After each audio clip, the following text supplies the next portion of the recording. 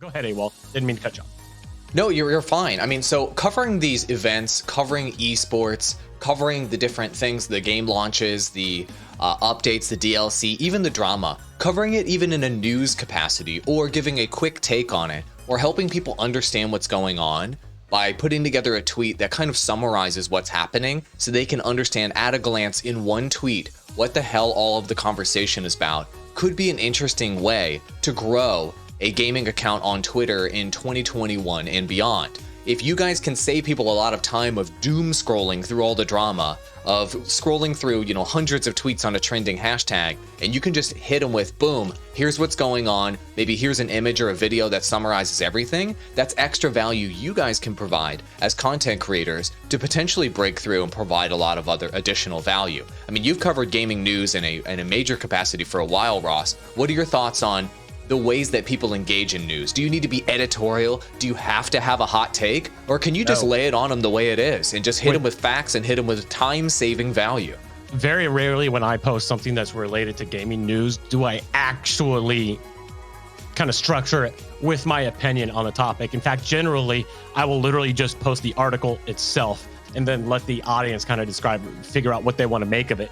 I don't like to bring any bias when going towards news. I got to call it what it is. People follow me for the memes. They follow me for the lulz. They're not there to get my opinion on, what's happening with Cyberpunk and things like that, unless they're watching the podcast. So essentially that's that pretty much wraps that up. Yeah, if you're a personality, rather, I don't play my account as a personality, but if you're a personality like a gaming creator, and this is something that you talk about during your live streams, or even if you have a channel that's dedicated to gaming news, you may want to slip your opinion in there because your goal should be to give a perspective that your audience doesn't have or has not seen before. But, if you're just generally for a gaming update page, rather close to what I'm doing, I tend to side towards let the audience decide how they feel about it. You don't need to influence them on that.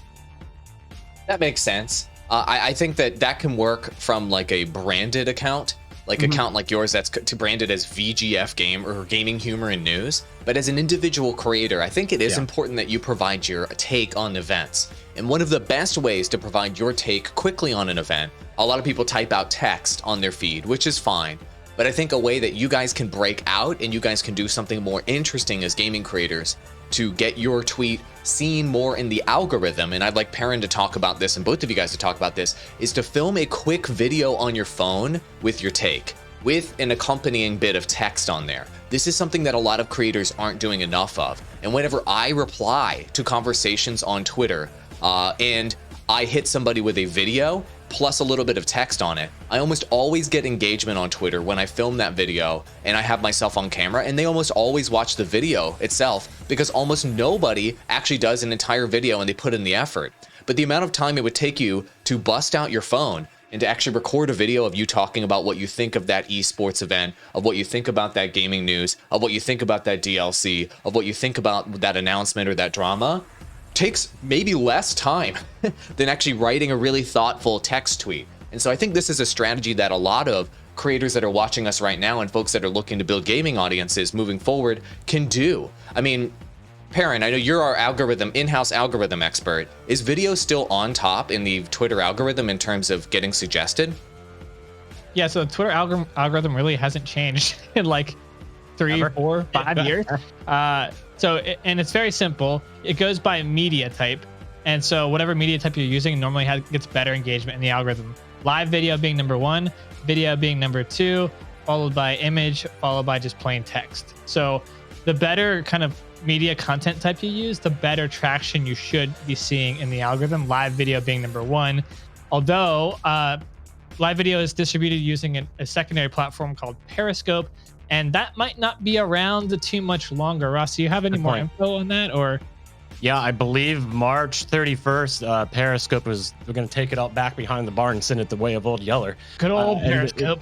No, but we're live on Periscope right now. We're live on there right now. Please don't kill us. What's going to happen? No. I don't know. That's the thing. Nobody really knows. They haven't now announced a backup plan. And what's actually a little bit scary about this, especially for me, is I think there's a real scenario that they just don't have live. Or if they do, because they are switching to AWS for their servers, if they do, I think that they would tie something in live into something like the fleets that they're doing, which is, based on what I can see, has not been successful at all. So I think they may try to take that the way of Instagram and incorporate live video there, but I haven't seen anything announced other than Periscope is going to be done because they cannot support it anymore. So live video on Twitter may not even be a thing. We talk about this all the time. It seems hard to believe that a social media platform in 2021 is not going to incorporate live video somehow.